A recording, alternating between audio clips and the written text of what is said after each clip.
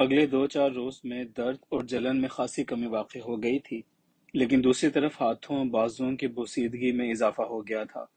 یوں لگتا تھا کہ گوشت ہڈیاں چھوڑتا جا رہا ہے۔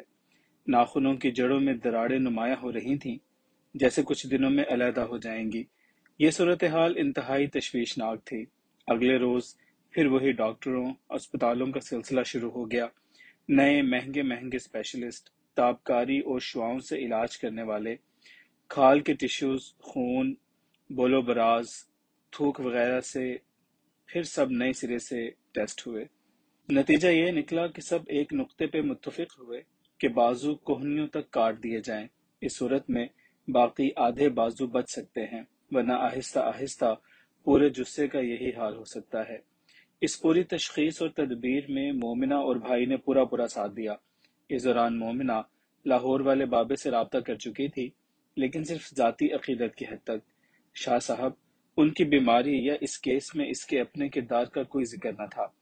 ادھر شاہ صاحب نے کئی بار مشہود الرحمان سے کہا کہ بابا جی سے رابطہ کیا جائے، لیکن ہر بار وہ طرح دے جاتا۔ شاید اس کی وجہ یہ رہی ہو کہ وہ نہیں چاہتا تھا بابا جی اس کے بھائی کی کرتوتوں سے واقف ہوں، مگر اب پانی آنکھوں تک آ چکا تھا۔ آخری چارے کے طور پہ اب بابا جی ہی دکھائی دیتے تھے۔ 1-1.5 دن لگا کر مشہود الرحمان نے الف تا بائے ساری کتھا منوان دائرہ تحریر میں لا کر بابا جی کے آگے دھر دی تھی کہ سروداد نا گفتہ بہ کو پڑھ کر کچھ دستگیری کریں گے، لیکن انہوں نے تو اپنی عادت کے مطابق شروع تمہید چند لائنیں پڑھ کر باقی صفحات کو مؤخرات کی ٹوکری میں ڈال دیا تھا۔ اس دوران راکا پوشی کی کشل چوٹی پہ کئی فٹ برف کی تہ چڑھ چکی تھی اور شاہ صاحب کے ہاتھ بازوؤں پہ گوشت کھال کے کئی پرت سڑ کر اتر چکے تھے۔ آخری ٹیلی فون پہ سنائی گئی کیفیت کی سنگینی کو محسوس کرتے ہوئے لاہور والے بابے نے بدقت مشہود الرحمان کو اجازت دی کہ وہ بیمار بھائی کو لے کر 3 دن بعد بدھ کے روز سہون شریف پہنچ جائے۔ اس دوران جو خوراک دی جائے وہ صرف سبزی کے دم پخت نرم پتوں پہ مشتمل ہو، شلجم، مولی، چقندر کے پتے، پالک، میتھی، دھنیا، پودینہ وغیرہ، جس میں قطعی کسی مرچ مسالہ یا نمک کی آمیزش نہ ہو۔ نیم کے پتوں کو پانی میں ابال کر پانی سے ہاتھ بازوؤں کو اچھی طرح دھو لیا جائے۔ کسی کپڑے تولیے سے خشک کیے بغیر ان پہ دیسی تمباکو کے بھیگے ہوئے نرم پتے چپکا کر سوتی کپڑے کی پٹیاں لپیٹ دی جائیں اور ہاتھوں بازوؤں پہ موم جامے کے تھیلے چڑھا کر پہنچ جائیں، لیکن ایک بار پٹیاں باندھنے اور تھیلے چڑھانے کے بعد انہیں کھولا نہ جائے۔ بابے کے سہون شریف پہنچنے کے اگلے روز یہ لوگ بھی پہنچ گئے۔ شاہ صاحب، چھوٹے بھائی مشہود الرحمان، ایک ذاتی ملازم اور سرتا پاک کالے حجاب میں ڈوبی ہوئی ایک خاتون بھی ان کے ہمراہ تھی۔ ظاہر ہے یہ مومنہ جان تھی۔ جب یہ 5 افراد بابے کے گیسٹ ہاؤس کے کمرے میں داخل ہوئے تو ایک ناگوار سڑی سی بدبو بھی ان کے جلو میں تھی۔ بابے کو مرض اور اس کی نوعیت کو سمجھنے میں شمع بھر بھی دقت نہ ہوئی۔ شاہ صاحب کی ظاہری اور باطنی حالت ان کے چہرے سے مترشح تھی۔ دعا سلام کے بعد ہاتھ چومنا اور ویسے ہی عقیدت مندانہ حرکات کرنے کی کوشش کی جو پیروں سے ملاقات پہ عقیدت مند یا مریدین سے سرزد ہوتی ہیں۔ بابا نے مناسب سی فہمائش کرتے ہوئے کہا، یہ جگہ اور یہ وقت ایسی فضولیات کے لیے نہیں، اور نہ ہی میں از قسم پیر ہوں۔ آپ بندے بنے رہیں اور مجھے بھی بندہ ہی رہنے دیں۔ جس مقصد کے لیے آئے ہیں اسے حاصل کرنے کے لیے میرے ساتھ تعاون کریں۔ بابا نے خاتون کی جانب اشارہ کرتے ہوئے کہا، آپ مجھے بتائے بغیر اس بی بی کو ساتھ لائے ہیں۔ اگر ان کا ساتھ آنا ناگزیر تھا تو مجھے اطلاع کرنا بھی آپ پہ لازم تھا۔ اب بابا براہ راست خاتون سے مخاطب ہوئے، خاتون، آپ کا مریض سے کیا رشتہ ہے؟ مومنہ نے فی الفور ملی جلی اردو انگریزی میں بڑی شائستگی سے جواب دیا، بابا، میں ان کی ہونے والی بیوی ہوں اور کوئی بیاہ یا نکاح اس وقت تک سر انجام نہیں پاتا جب تک دونوں موقع پہ موجود نہ ہوں۔ مومنہ کی یہ بات ایک گرنیڈ کی مانند پھٹی، ہر کوئی اس کا منہ دیکھنے لگا۔ بابا باری باری سب کی جانب حیرانگی سے دیکھتے ہوئے پوچھنے لگے، آپ لوگوں کا مقصد علاج ہے یا آپ شادی نکاح کرنے آئے ہیں؟ مومنہ نے پھر جرأت گفتار کی، بابا، کھانے سے پہلے ہاتھ دھونے اور نماز سے پہلے نیت، اس لیے بھی ضروری ہے کہ طعام اور نماز کے قعود و قیام کی برکات سے مستفید ہوا جا سکے۔ آپ کے قدموں میں آنے کا مقصد بھی محض ہاتھوں کا علاج ہی نہیں، مریض کی نیت و ذہنیت کی یہ بوسط کی اصلاح بھی ہے۔ بابا چند گہرے سے لمحے مومنہ جان کے چہرے کی جانب دیکھتے ہوئے بولے، بچی، محمل گفتگو سے ابہام پیدا ہوتا ہے۔ اپنا ما فی الضمیر بیان کرنے میں اختصار اور آسانی سے کام لو، یہی گفتگو کا احسن طریقہ ہے۔ اس سے پیشتر کہ مومنہ اپنی بات مکمل کرتی، شاہ صاحب نے کچھ کہنے کی اجازت چاہی۔ بابا نے اسبات میں سر ہلاتے ہوئے کہا، آپ فرمائیے، کیا کہنا چاہتے ہیں؟ خیال رہے کہ نماز کا وقت بھی ہوا چاہتا ہے، لہٰذا اختصار سے کام لیں۔ بابا جی، اس خاتون نے جو کچھ کہا ہے وہ درست ہے۔ یہ خاتون آپ سے اس کے علاوہ بھی بہت کچھ کہنا چاہتی ہے۔ میں خاموش رہتا اگر انہوں نے یہ نہ کہا ہوتا کہ میں ان کی ہونے والی بیوی ہوں۔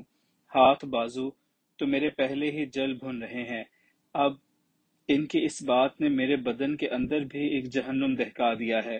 اب میں آپ کے روبرو اعتراف کرنا چاہتا ہوں کہ میں ان کا، قرآن پاک کا اور اپنے ضمیر کا مجرم ہوں۔ میں انسان سے ایک جنسی بھیڑیا بن گیا ہوا تھا۔ میں اپنی دانست میں سمجھا تھا کہ یورپ سے آنے والی گوریاں میں آبرو باختہ ہوتی ہیں، انہیں چرس، گانجا اور پاؤڈر کے عوض عیاشی کے لیے استعمال کیا جا سکتا ہے۔ اس طرح بے شمار ملکی اور غیر ملکی عورتوں کو ہم اوباشوں نے منشیات کے عوض بلیک میل کیا۔ یہ خاتون بھی بدقسمتی سے میرے بچھائے ہوئے دام میں پھنس گئی۔ یہ دام میں نے ایک چیلنج کو قبول کرتے ہوئے بڑی پلاننگ سے بچھایا تھا۔ اس خاتون کے شکردر پہنچتے ہی ہم اوباشوں میں ایک غلغلہ سمجھ گیا تھا، گویا یہ سیاہ حجاب میں تھی، کسی نے اس کا چہرہ نہیں دیکھا تھا۔ یہ بھی پتا چلا کہ یہ نو مسلم ہے، اس کے باوجود اس کی خوبصورتی کی باتیں ہونے لگیں۔ ہمارے لیے اس کا حجاب اور نو مسلم ہونا اس لیے کوئی اہمیت نہیں رکھتا تھا کہ یہاں اکثر پہنچنے والیاں یہاں عورتوں کی دیکھا دیکھی بطور فیشن حجاب اوڑھ لیتی ہیں، اور اکثر اسلام بھی اس لیے قبول کر لیتی ہیں کہ انہیں یہاں سہولتیں اور ہمدردیاں حاصل ہوں۔ ہم نے بہت سی ایسی برائے نام مسلمان اور حجاب والی میموں کو منشیات کا عادی دیکھا۔ اسی روشنی میں ہم سب نے اپنے اپنے طریقے استعمال کرنے شروع کر دیے۔ ایک طرح کا مقابلہ شروع ہو گیا کہ کون سورما اسے پھنساتا ہے۔ ایک روز مجھے اپنے کارندے سے اطلاع ملی کہ یہ چشمے والی غار میں پہنچنے والی ہے۔ میں اس کے پہنچنے سے پہلے وہاں مکمل تیاری کے ساتھ پہنچ گیا اور غار کے اندر ایسے کاموں کے لیے منتخب ایک جگہ پہ اس کا انتظار کرنے لگا۔ عجیب بات کہ یہ خود بخود میرے بچھے ہوئے جال میں پھنسنے کے لیے چلی آئی۔ عجیب بات کہ یہ خود بخود ہی میرے بچھے ہوئے جال میں پھنسنے کے لیے کھنچی چلی آئی، جیسے کوئی طاقت اسے دھکا دے کر میرے پاس پہنچا گئی تھی۔ بہتے چشمے کے ساتھ ساتھ آگے بڑھتے ہوئے ایک چکنے پتھر پہ جو پھسلنے لگی تو میں اچانک سامنے پہنچ گیا، اسے گرنے سے بچا لیا، پھر اسے اپنی چکنی چپڑی باتوں میں لا کر یقین دلایا کہ وہ کوہ نوردی میری ہابی ہے۔ ارد گرد کا علاقہ دیکھنے کے بعد میں اس عجیب و غریب غار کو دیکھنے کے لیے یہاں پہنچا ہوں۔ بات چیت کے دوران جب ذرا اجنبیت دور ہوئی تو میں نے ازراہ خاطرداری گرما گرم کافی پیش کی، جس میں ایک ایسی دوا شامل تھی جو انسان کے مدافعتی نظام کو کچھ دیر کے لیے بے حس کر دیتی ہے، مگر دیکھنے، بولنے، سننے اور سمجھنے کی صلاحیت کو متاثر نہیں کرتی۔ کافی پینے کے چند لمحوں بعد جب یہ بے بس ہو گئی تو میں نے اسے نیچے لٹا کر اس کے کپڑے اتارے۔ یہ چیختے چلاتی احتجاج کرتی رہی، مگر میں نے سنی انسنی کرتے ہوئے اپنے کپڑے بھی اتار دیے۔ جب اس نے محسوس کیا وہ کافی میں شامل کسی دوا کے زیر اثر بے بس کر دی گئی ہے اور اب بچاؤ کی بظاہر کوئی صورت بھی نہیں، تو اس نے بڑے دکھ بھرے لہجے میں اپنے گلے میں پڑے قرآنی تعویذ کو الگ کرنے کی درخواست کی۔ میرے سر پہ خناس سوار تھا، شہوت اور شیطنت نے کچھ سوچنے سمجھنے کی صلاحیت ختم کر دی ہوئی تھی۔ آگے جھک کر میں نے ایک جھٹکے سے تعویذ اتار پھینکا۔ بس یہیں سے میری داستان بربادی کی شروع اور اخیر ہوتی ہے۔ اتنا کہہ چکنے کے بعد اس نے اپنے سر کا شاہ یوں نیچے لڑکا دیا جیسے اپنے ہی غلط چال میں پھنسا ہوا شاطر کوئی راہ مفر نہ پا کر خود ہی اپنا بادشاہ بساط پہ گرا دیتا ہے۔ میں چند اچرکتے سے لمحے اسے گھورتا رہا، پھر وقت کی تنگی کا اندازہ لگاتے ہوئے کہا، آپ لوگوں کے لیے ساتھ والے 2 کمرے مناسب سی سہولتوں کے ساتھ موجود ہیں، آپ وہاں چلے جائیں۔ پہلے کمرے میں یہ خاتون اور یہ ملازم بچہ ٹھہریں، دوسرے میں آپ حضرات۔ ضرورت اور سہولت کی ہر چیز آپ کو اپنے کمروں میں میسر ہوگی۔ اشد ضرورت کے بغیر آپ لوگ اپنے کمروں سے باہر نہیں نکلیں گے۔ مریض کی پٹیاں بندھی رہیں اور باقی سب کچھ اگلی ملاقات پہ۔ مومنہ جان مجھ سے کچھ روز پہلے کتاب کے حوالے سے کئی بار رابطہ کر چکی تھی، لیکن اس نے کبھی بھی شاہ صاحب کے اس واقعے کا ذکر نہیں کیا تھا۔ وہ کتاب کے مندرجات، پیرانارمل سائنسز اور تصوف پس منظر میں اکثر سوال و جواب کرتی رہتی۔ ایک الگ سی خاص چیز جو میں نے اس کی گفتگو سے اخذ کی تھی، وہ فطرت اور تصوف سے حد سے زیادہ دلچسپی اور تجسس تھا۔